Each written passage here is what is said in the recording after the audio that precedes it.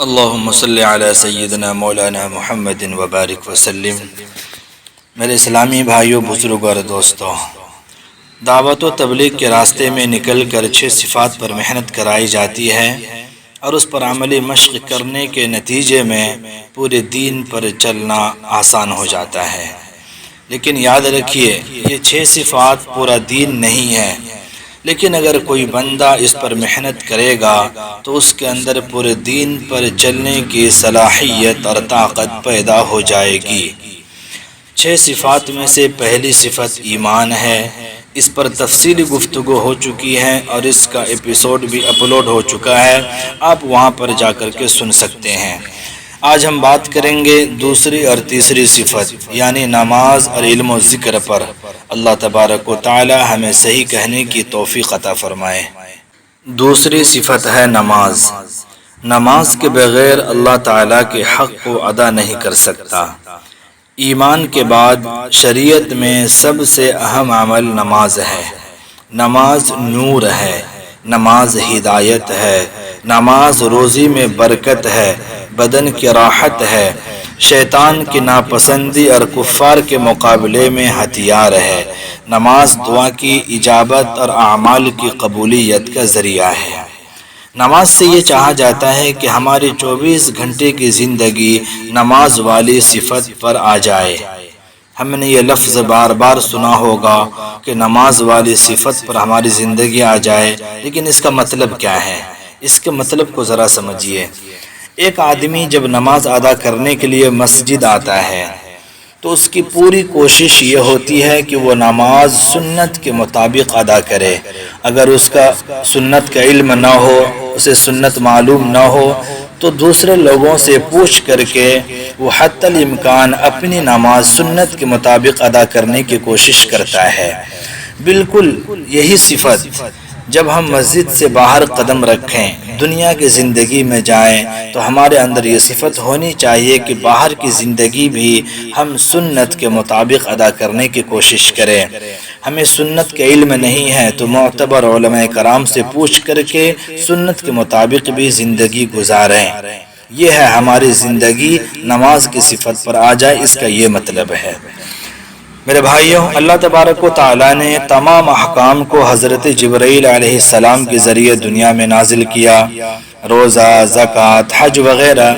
لیکن جب نماز دینے کا وقت آیا تو اللہ تبارک و تعالی نے خود اپنے محبوب صلی اللہ علیہ وسلم کو اپنے حضور بلا کر تحفے کے طور پر نماز عطا کیا۔ اس لیے آپ نے سنا ہوگا، کہا جاتا ہے نماز مومن کی معراج ہے۔ یعنی جس طرح اللہ کے نبی صلی اللہ علیہ وسلم معراج پر گئے اور اللہ تبارک و تعالی سے باتیں کی، اسی طرح جب ایک مومن بندہ نیت باندھ کر کے نماز میں کھڑا ہوتا ہے تو گویا کہ وہ براہ راست اللہ تبارک و تعالی سے بات کر رہا ہے۔ یہ ہے نماز مومن کی معراج، اس کا یہ مطلب ہے۔ نماز کے علاوہ جتنے احکام ہیں، آپ غور کریں گے تو آپ کو معلوم ہوگا کہ یا تو وہ وقتی ہیں یا شخصی ہیں۔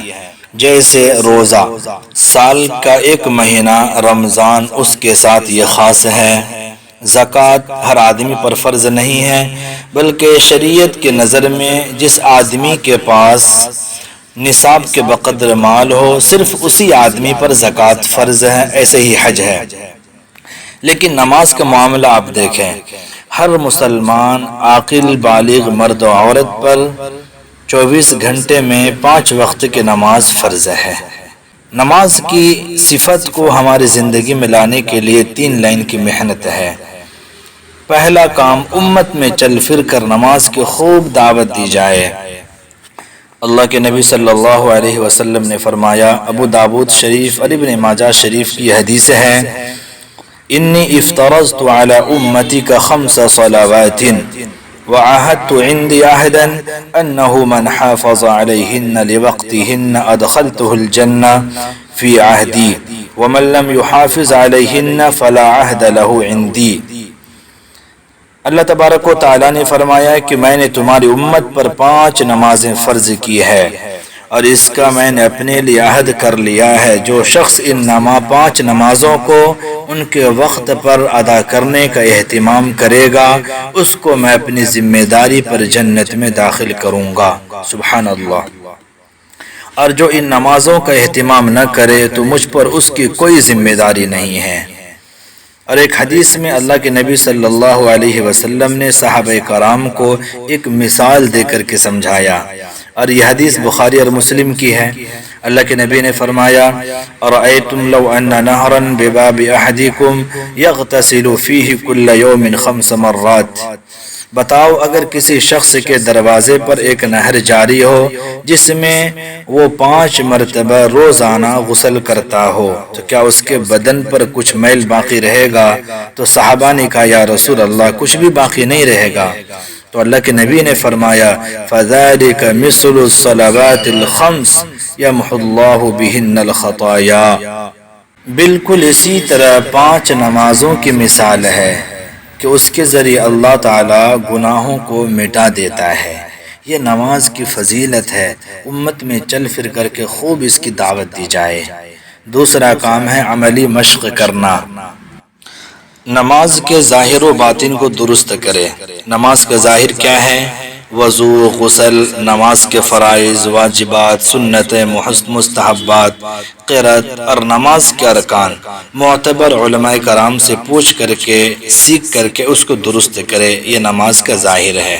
نماز کا باطن یہ ہے کہ نماز اس دھیان کے ساتھ پڑھے کہ میں اللہ تبارک و تعالیٰ کو دیکھ رہا ہوں۔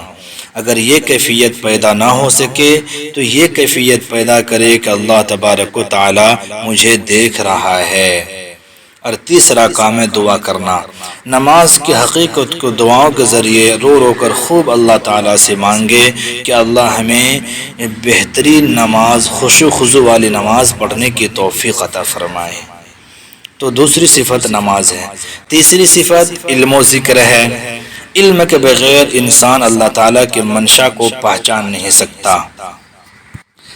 علم سے یہ چاہا جاتا ہے کہ میرا اللہ اس وقت اس حال میں مجھ سے کیا چاہتا ہے، اس کی تحقیق کرنا، ریسرچ کرنا اور معلوم کر کے اس پر عمل کرنا۔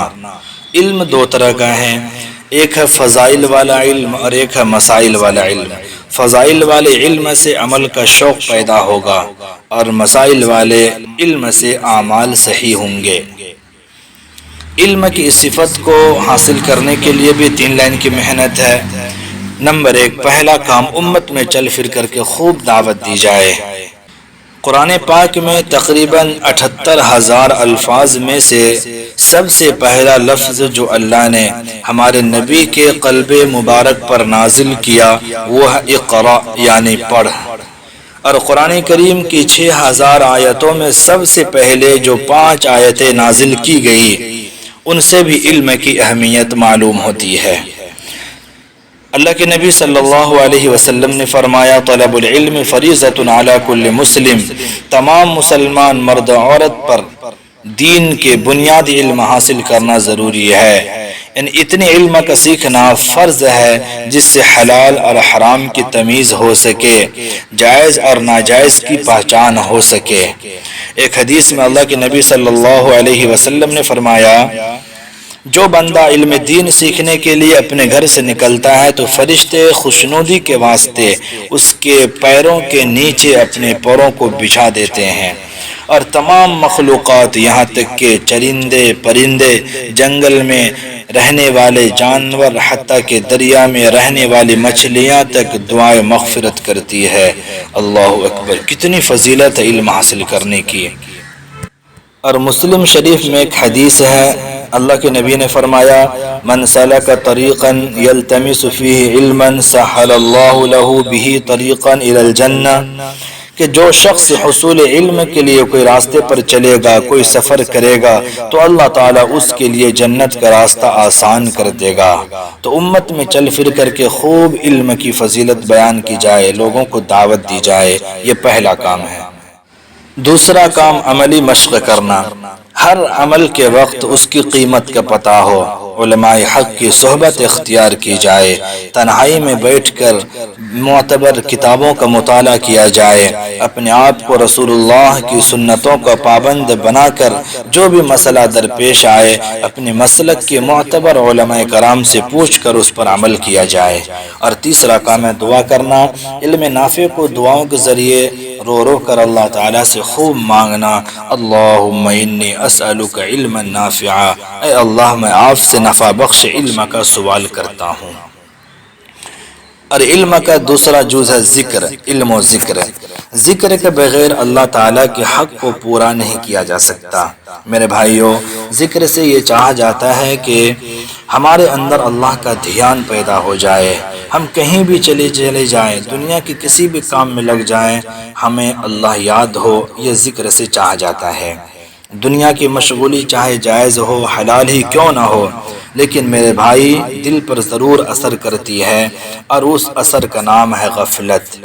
اس غفلت کو دور کرنے کے لیے اللہ کے ذکر کی ضرورت ہوتی ہے، اس لیے ہمیں کثرت کے ساتھ ذکر کرنا چاہیے۔ ذکر کی حقیقت کو بھی ہماری زندگی میں لانے کے لیے 3 لائن کی محنت ہے۔ نمبر 1، امت میں چل پھر کر کے خوب اس کی دعوت دی جائے۔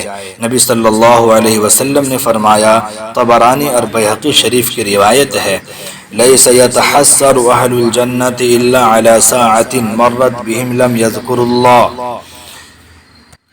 جنتی آدمی کو کسی بھی چیز پر افسوس نہیں ہوگا سوائے اس وقت کے جو وقت اللہ کے ذکر کے بغیر گزر گیا ہو۔ اور مسند احمد کی ایک روایت ہے، اللہ کے نبی نے فرمایا، ما عمل آدمی عملا انجا له من عذاب القبر من ذکر اللہ۔ اللہ کے ذکر سے بڑھ کر کسی آدمی کا کوئی عمل عذاب قبر سے زیادہ نجات دینے والا نہیں ہے۔ تو ذکر کی بہت بڑی فضیلت ہے، امت میں چل پھر کر خوب اس کی دعوت دی جائے۔ دوسرا کام عملی مشق کرنا، صبح و شام کی تسبیحات کو پابندی سے قبلہ رخ ہو کر بیٹھ کر معنی مطلب سمجھ کر اللہ کے دھیان کے ساتھ اس کو پوری کرے۔ اور تیسرا کام ہے دعا کرنا، ذکر کی حقیقت کو دعاؤں کے ذریعے رو رو کر اللہ تعالیٰ سے خوب مانگے۔ اللہ تبارک و تعالی ہم تمام لوگوں کو ان باتوں پر عمل کی توفیق عطا فرمائے۔